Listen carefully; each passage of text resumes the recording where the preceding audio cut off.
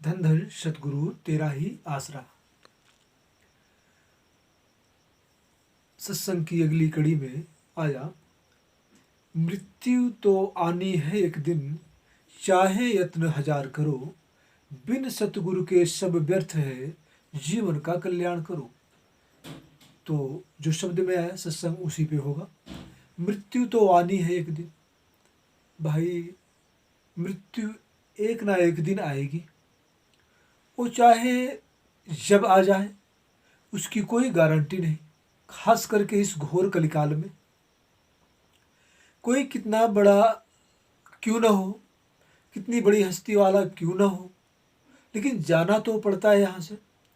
चाहे ऋषि हो, मुनि हो, पीर हो, फकीर हो, चाहे रावण जैसा बादशाह, कारू जैसा बादशाह, सिकंदर जैसा बादशाह, ये बड़ी बड़ी हस्तियाँ क्यों न हो, लेकिन यहाँ से जाना पड़ेगा। कहने का मतलब मरना पड़ेगा। तो मरने के रहस्य को क्यों न जान लिया जाए। जो अटल सच है, बाकी तो कुछ भी सच नजर नहीं आता, लेकिन मृत्यु तो अटल सच है, आएगी। तो जिस चीज के लिए हमें नहीं पता कि भाई हम आज 10 साल के हैं तो 20 साल होने के लिए हमें 10 साल का सफर तय करना होगा, इतना समय लगेगा, ये तो गारंटी है। हम 40 साल के हो गए तो 60 साल होने के लिए 20 साल का सफर हमें तय करना होगा, ये भी गारंटी है कि उतना सफर तय करोगे तभी आप 60 के पहुंचोगे। तो मतलब कि उम्र भी आपकी, परंतु मृत्यु कब आएगी ये बिल्कुल निश्चित ही नहीं। आज आ जाए, कल आ जाए, परसों आ जाए, 10 मिनट बाद आ जाए, आधा घंटा पहले, तो वो मृत्यु कब आएगी इसकी कोई गारंटी नहीं। और जिसकी कोई गारंटी नहीं उस चीज के लिए इंसान कभी सोचता ही नहीं। जो कि हकीकत में मरने के मर्म को जानना चाहिए। संतों ने लिख दिया, मरना मरना सब कहे, मरम न जाना को। लोग कह देते हैं कि भाई संत मरे, भाई पीर फकीर मरे तो मरना ही है, तो क्या मतलब है, खाओ पियो मौज करो। खाओ पियो मौज करो मतलब है, जैसे खाने पीने की बात आती है, एक लखपति, करोड़पति, अरबपति आदमी का खाने का जो तरीका है, जो भोजन उसके थाली में परोसे जाते हैं, उसका स्वाद, खाने का तरीका अलग है। और एक गरीब जो रोड पे 2 वक्त की रोटी के लिए मेहनत करता है, 2 वक्त के रोटी के लिए, और फिर उसे रोटी मिलती है रूखा सूखा, वो भी खाता है। अब फिर यहाँ पे एक अमीर आदमी ये नहीं कहता कि यार रूखा सूखा खाओ, क्या फर्क पड़ता है, तो मरेंगे दोनों, अर्थात अमीर भी मरेगा, गरीब भी मरेगा। तो इतना धन इकट्ठा करने क्या जरूरत है भाई, क्या जरूरत है अपने बच्चों को कितना पढ़ाने लिखाने, कितना जो है रुपए पैसे कमाने की। अरे मरना तो है ही उसे एक दिन। जब उसे मरना एक दिन है तो इतना रुपए कमाने की क्या जरूरत, और खाओ ना रूखा सूखा। तो जिस तरह से फर्क होता है एक अमीर और एक गरीब के खान पान में, उसके रहन सहन में, उसी तरह का फर्क होता है एक सच्चे गुरु के शिष्य और एक निगुरे जीव और झूठे गुरु के शिष्य में। सच्चे गुरु का शिष्य जब मरता है तो मरते वक्त उसको जरा सा कोई कष्ट, कोई परेशानी, कोई तकलीफ नहीं होती। जैसे सांप केचुल छोड़ देता है और उसे कोई तकलीफ नहीं होती, केचुल निकल गया, सांप चला गया। और दूसरी तरफ किसी बकरे के, किसी बकरी की, किसी मुर्गे मुर्गी की खाल उतारी जाए जीते जी, जो तकलीफ होता है उसका अंदाजा लगा नहीं सकते। उस तरह से मरते वक्त तकलीफ होता है।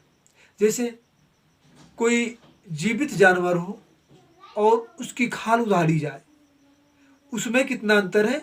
और एक सांप अपना केचुल छोड़ दे तो उसकी भी खाल उतारी गई, उसने भी अपनी खाल को उतार के फेंका, इसमें कितना अंतर है। सर्प को जरा से भी तकलीफ नहीं हुआ और उस जीव को जीते जी खाल उतारी गई, उसको तकलीफ हुआ। इस तरह से अंतर फर्क होता है एक सच्चे सदगुरु के शिष्य में और एक निगुरे और झूठे गुरु के शिष्यों में। जो झूठे गुरु के शिष्य होते हैं उनका हश्र कितना बुरा होता है। भगवान कृष्ण ने गीता में कहा है कि इतना बुरा हश्र होता है, इतना बुरा हश्र होता है, जैसे कि 1000 बिच्छू डंक मारे, उतना बुरा हश्र। सोच लो, एक इंसान को अगर बिच्छू डंक मारता है तो क्या होता है,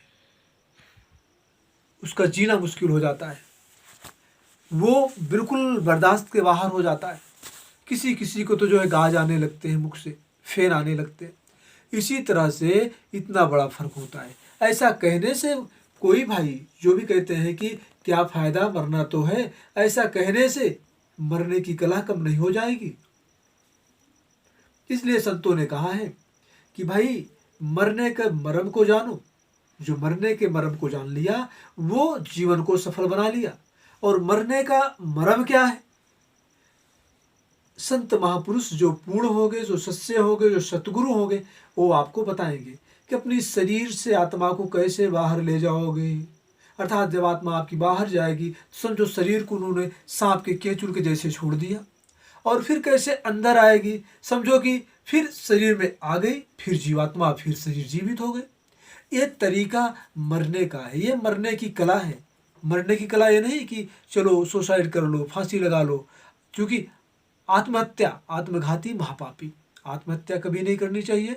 आत्मघाती महापापी होता है और घोर नरकों में जाता है। इसलिए भाई मरने मरने में भेद है, मरने मरने का फर्क है। जिस तरह से एक अरबोपति का भोजन और एक एकदम गरीब का भोजन में भोजन फर्क होता है, उसी तरह से मरने मरने का फर्क होता है।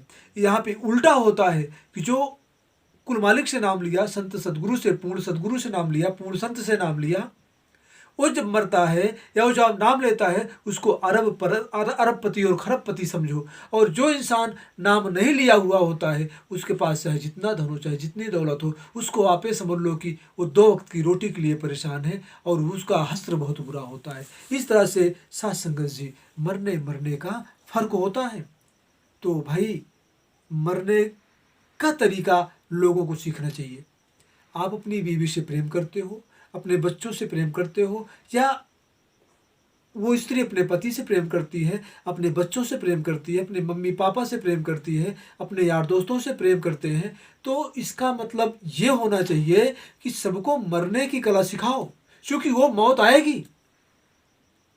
कभी होता है बेटे के सामने बाप की मौत, बाप के सामने बेटे की मौत, माँ के सामने बेटी की मौत। इस तरह से बाप बेटी, बेटा बेटी, माता पिता और पति पत्नी, एक को तो कभी न कभी एक के सामने मरना पड़ेगा। जब मरना पड़ेगा तो पत्नी को सिखाओ मरने की कला क्या है, और पत्नी को चाहिए कि वो पति को सिखाए। कैसे सिखाओगे? एक दूसरे को प्रेरित करो कि भाई संतों के शरण में चलो, नाम लो, भक्ति करो और मरने की कला सीखो।